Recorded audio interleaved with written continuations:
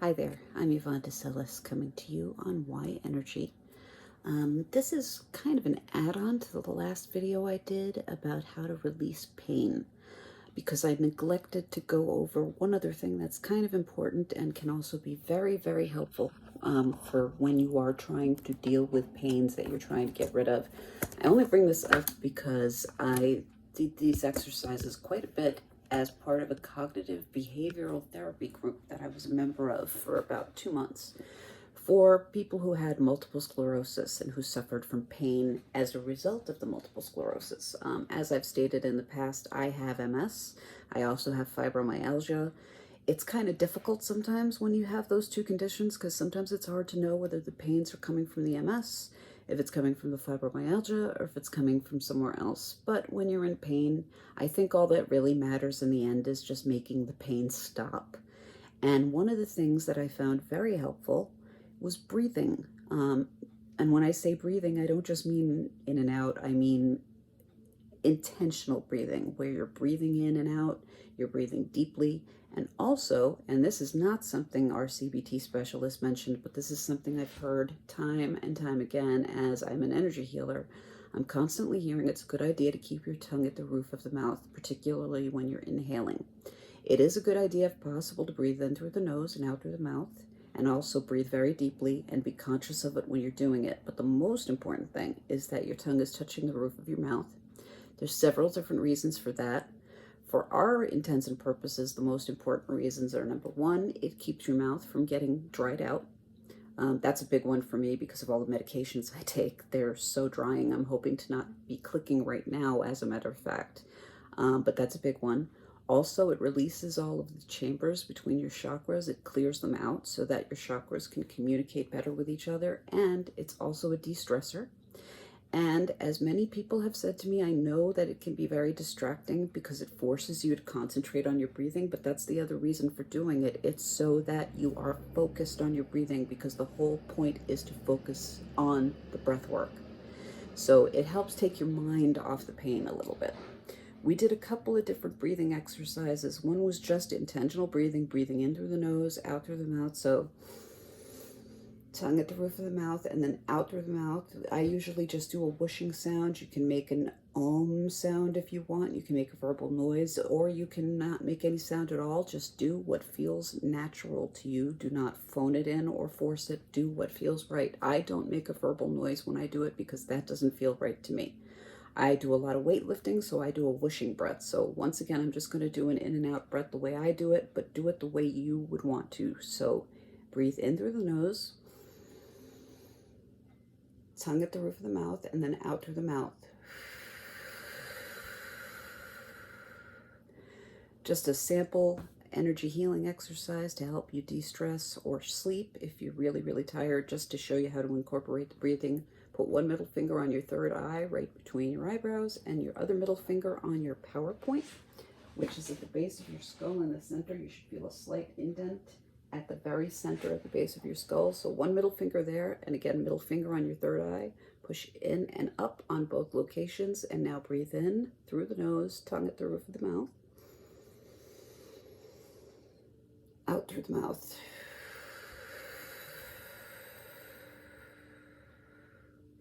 And once again, you can let your tongue drop on the exhalation.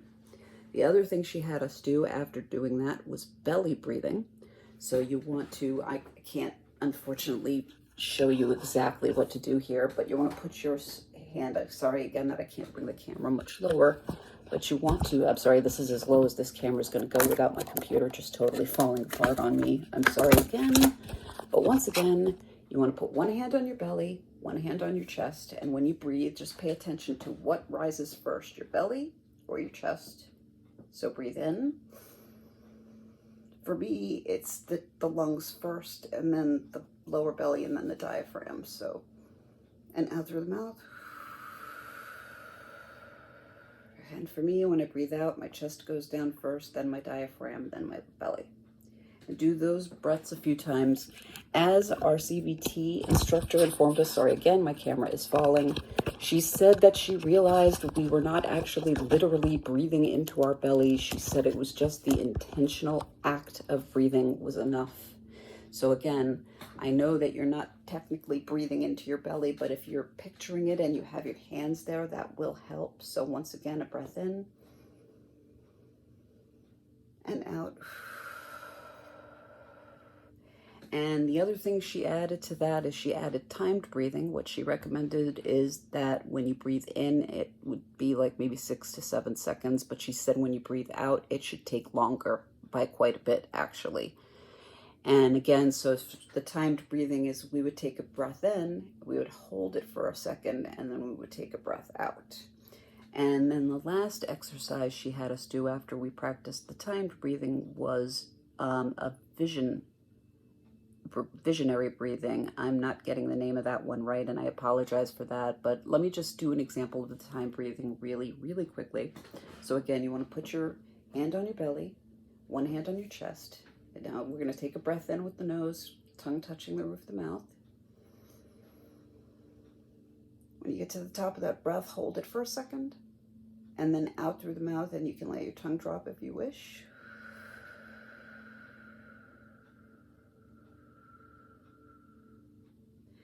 And do a mental count as you're doing that out breath. You can do a mental count as you're doing the in. What I found worked best for me was on the in breath. I did about 5 or 6 seconds in with a 1 second pause, and then 7 to 10 seconds out. So one more time, in. Hold it for 1 second, and then out.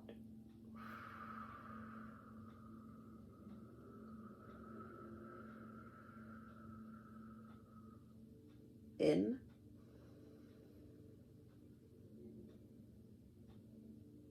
Hold it for 1 second, and then out. And that's it for the timed breathing. You can do these breathing exercises anytime you want or as often as you want. Again, best practices for energy healing is do what feels right and what feels natural.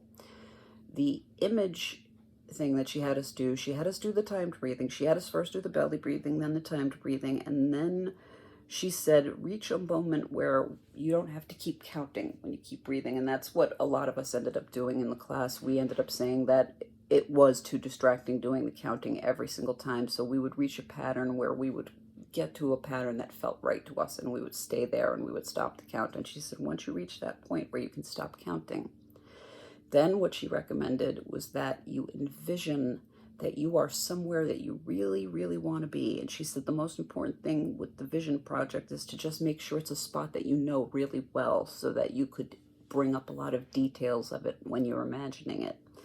I pictured a building that I really want to move to. I remember when the exercise was over not wanting to come back because in my vision, I was in an indoor swimming pool in a building that I've been longing to live in, and it was very, very realistic, very vivid.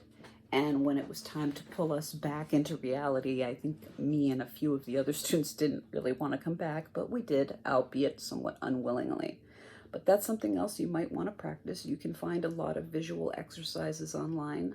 If you have questions or if you want to learn more about this, please leave me a comment down below and I will get back to you as soon as I can. Also, as always, thank you so much for your time. I really do appreciate you spending time here with me. I know that your time is valuable, so again, I thank you so much. That's why I'm cutting off now, because I don't want to take up your entire day. But I did want to just show you those exercises. I will be back as soon as I can. But once again, if you have any requests, anything you'd like to see me go over, please tell me down in the comments below. And again, if you leave me a comment, I will do my very best to get back to you. As always, thank you so, so much for your time. I really appreciate you coming here and listening to me go on. Namaste, peace and light. Thank you once again. Cheers. Bye-bye.